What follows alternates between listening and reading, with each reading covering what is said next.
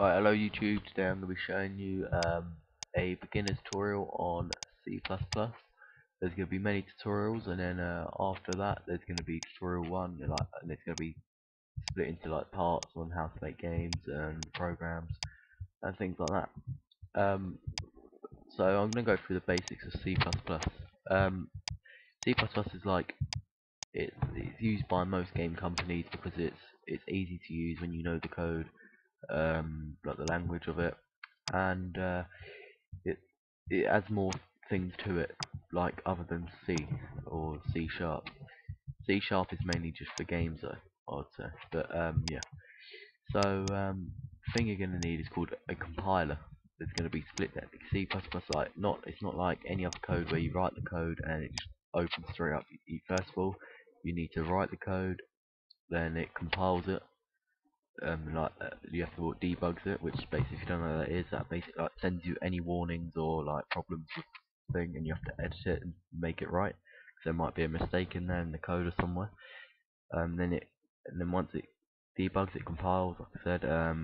Then it creates the object file, which is basically the program, and then it executes it, makes it an executable file, and that is basically like the program you open to run it, like this thing goes. So for example, if you went in, like for example JSBooter program, yeah, it'd be like this, and then you'll find that'd be the executed file, which is made at the end, where if you open it, it will come out the application. So that's basically the steps it goes down to make C++. Now, to find a compiler, it's not like you download little bits at a time. You get little bit like Dev C++. You get code blocks, but I'm using Microsoft Visual C++ 2010 Express Edition. I put all the downloads I said, Dev C++ stuff, but I recommend using Microsoft Visual C++ as it's good, easy to use, and it's got a good compiler, and it's quick. So when you downloaded it and installed it, you can open it, and if it says you need to like, update it all, just click what it says, because I had a little problem when I tried installing it.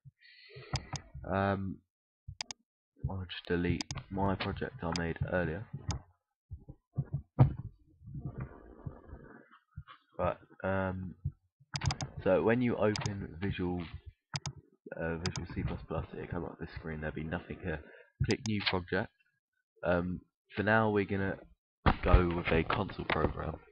So it's gonna be this one. Don't click Win32 console application.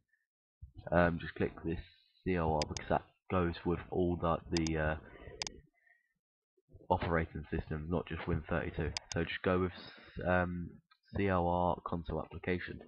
Then enter what your program's going to be called. So I'll just call this YouTube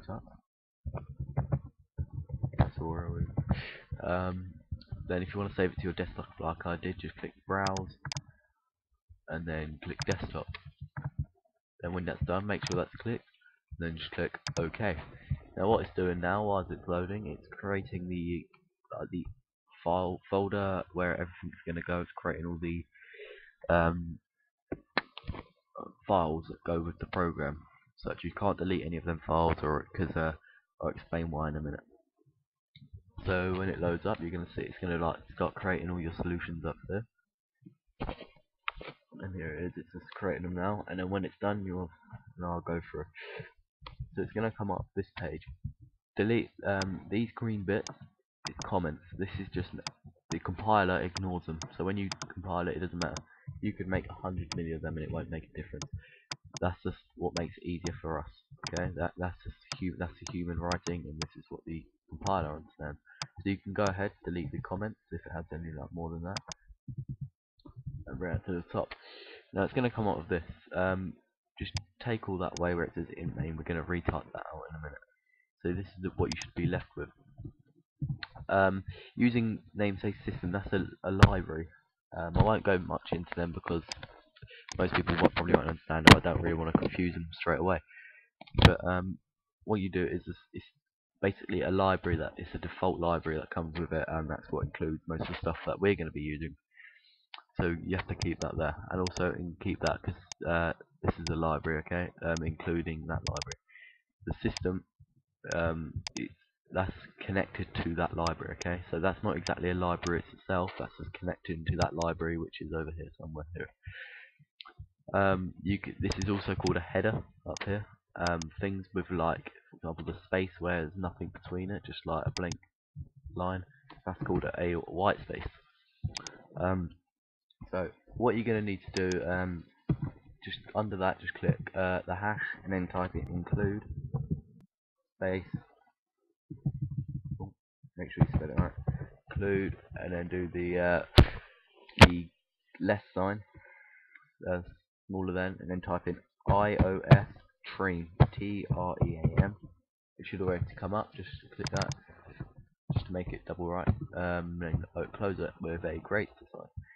So that's including a library that isn't there, but that's basically the main library. That involves all like the system out, and the system in, the strings, the variables that we're going to be using. System out is like putting text on the screen, and system in is where they input stuff, and a string is a variable. And if you don't know what a variable is, say for example, if you're playing a game and you see score, when that goes up, that's telling the that's linking to a variable to go up. It's this little thing. It's like parts of the game that like go up or down or control your person. So under straight under using namespace, you're gonna connect to the iOS string. There's two ways you can do this. You can rather go just under here, just go std, which is connected to the iOS string, and you can type in cout like that, and then std, all the things we're going to be using. Or you'll thank me later, or you can just do it all of these things. And I was going to write out a whole list of them. There's thousands of lists of them, where you can just type in using name space ftd colon, and then that basically cover everything we're going to be using. So it's much quicker and easier.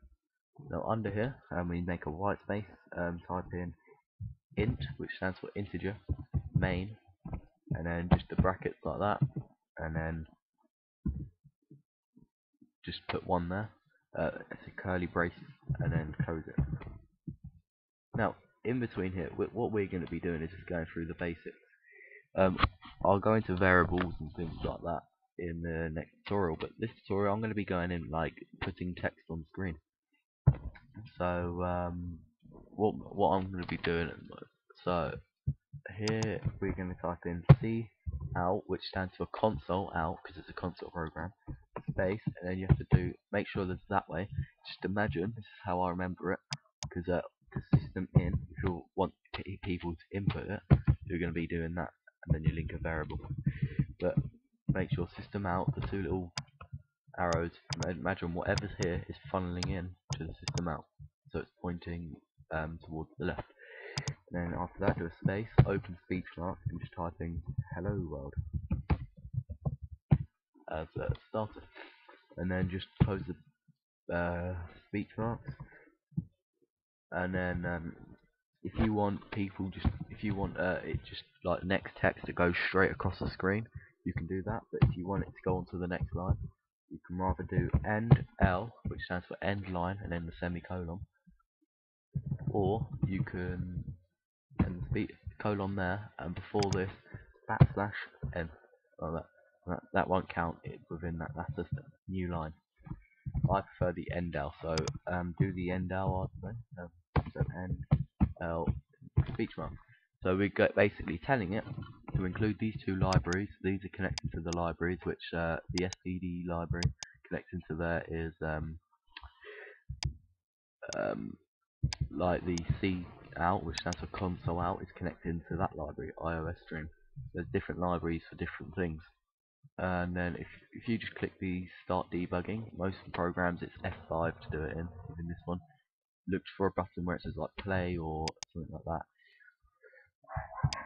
So just click build solution, then it starts to build it. Sorry about my dog. Right, now when it builds, it'll come out all here, and if there's any problems, you probably encountered it or something like that, it will set it down here and it won't open. So look, it's just generating everything, and then it starts to load. It says build successful, and then it opens, and then it just says hello world and closes. So the closing problem is what we have the most, like, people will probably answer about. So just click back in the code and type in under there, just do return space 0 and semicolon. Now if I just save that, minimize it, go into my YouTube tutorial, go to YouTube tutorial folder, debug, no, wrong one. Go into debug first, then it'll say look for one that says application and YouTube tutorial, open it, and there you go, it says hello world.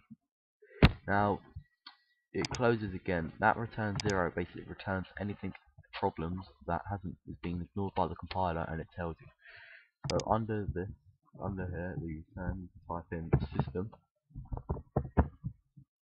bracket open speech mark, and then type in pause, open speech mark, and then close, and then semicolon. Now to start to debug this, it's gonna build all the solution again, because if you put it's already built the solution, and I've put new codes in, so it's gonna overwrite it all. So yeah. So it says hello world there. So yeah, it can't. You see what I mean? Once you get more code, and if it's just hello world, it's obviously just gonna open and close. You can't really do much about that. But that system pause and return 0. Make sure you put the return 0. You don't have to put the system pause if you don't want to. But it's just optional really if you want it to open a bit longer. So next tutorial we're going to be going through the system in and user input, and how they can do stuff like write in text. Thanks for watching.